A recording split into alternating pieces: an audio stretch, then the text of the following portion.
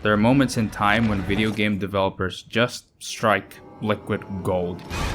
Games like Metal Gear Solid 5, The Witcher 3, Skyrim, Deus Ex, those are some of the most revered titles in gaming. Titles that have revolutionized its respective genres, and titles that I just can't seem to get my hands into. Stupidest fucking game. In fact, most of the games I own are on this constant state where they just sit there collecting dust, which sucks cock. As a result, I have accumulated a decent backlog of unfinished games that I'm not too proud of. Now, I know some of you guys are physically repulsed by the mere mention of someone who's not finished their top of the line bangers, but I do believe that by telling you this, some basement dweller out there could also take solace in the fact that I too am a gamer that plays no games.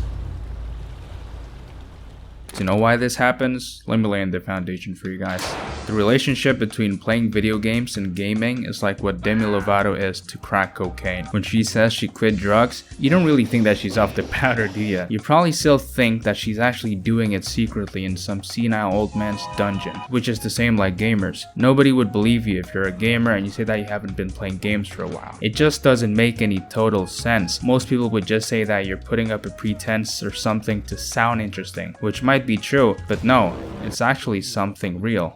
And knowing other people feel this way too is the first step in assessing it. The next step is to find a cause. The cause I often hear alluded to is that games aren't fun anymore. As of late, it's become a popular phrase thrown around in video essays because you could get like a couple hundred views out of it. Plus, it's also quite easy to write a script on. You don't really need much research for it. Now, these video essayers or whatever, they propose that games are slowly degenerating and becoming boring. And although I agree that some types of games aren't fun anymore, it seems that the majority of people put the blame on the games themselves. Like for example, how unchanging the graphics have been in each new AAA release, or why every release now is just one broken, buggy pile of shit. But I think it's not that gaming as a whole is becoming monotonous, because it's not only the AAA devs that are making games. Usually when these video essay people talk about games not being fun, they only narrowly talk about AAA games exclusively. But outside the realm of AAA, you can actually see that the indie scene, for example, have revitalized the fun in games again with games such as Dave the Diver or Cruelty Squad. So it's not a gaming problem. It's more of a player problem, and it's way more complex than that. Okay, enough of my tangents. Back to the video essay thing. I don't know why, but these videos are just so tempting to click. It's like the forbidden fruit, but instead of an apple, it's an overly saturated thumbnail. And when you eventually succumb to these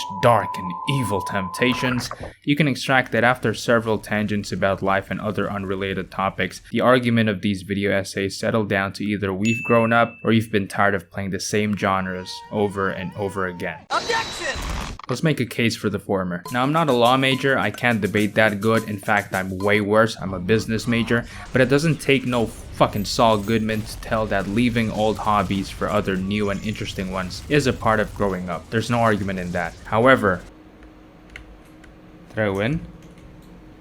Fuck yeah, bro. I am a die-hard gamer and I'm actively seeking out to have fun from playing video games. And recently, I've not been having that same excitement again. The argument that gamers don't have fun anymore because they've grown up explains the cause, but it doesn't entail any advice, which most gamers like myself are actively looking for. The latter, though, does. But that also doesn't make much sense, does it? If you're not having fun gaming in general, why would you force yourself to find other games you're not insured to have fun in? The reverse is also the same. If you're having fun in a particular game, why force yourself to look for fun in other games? So telling you should try other genres of games is a well-intentioned but kind of dull advice. Instead, you should actually throw that piece of shit advice to the bin and douse it with gasoline and set it on fire. Because what you need to be doing is sitting by that nice little bonfire you made and take a break. Taking a break is the best thing you can do to solve this problem, but a lot of the advice I hear on the subject matter seems to be quite counterintuitive. I admit it's a bit of a generalization, but usually the advice you see on YouTube revolves around the activity of playing more video games. Advice like make it a challenge or set a goal or tidy up your gaming space. Those are the advice people tell to start having fun in games again by playing more games. I'm not throwing out the fact that many people have genuinely reignited that spark again by following these advice, but let me just say that there's always an option to just take a break.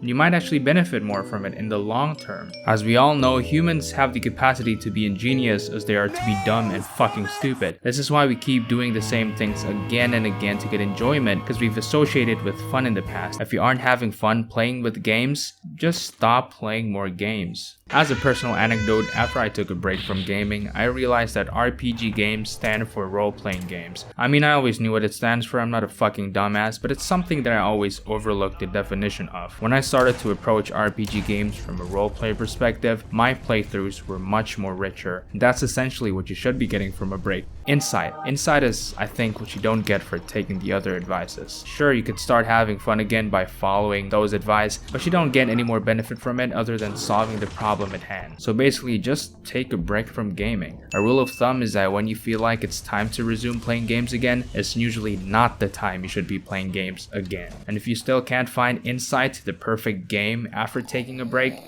you know, like my mom always told me, if O.J. Simpson can get away with murder, you can get away with partying games.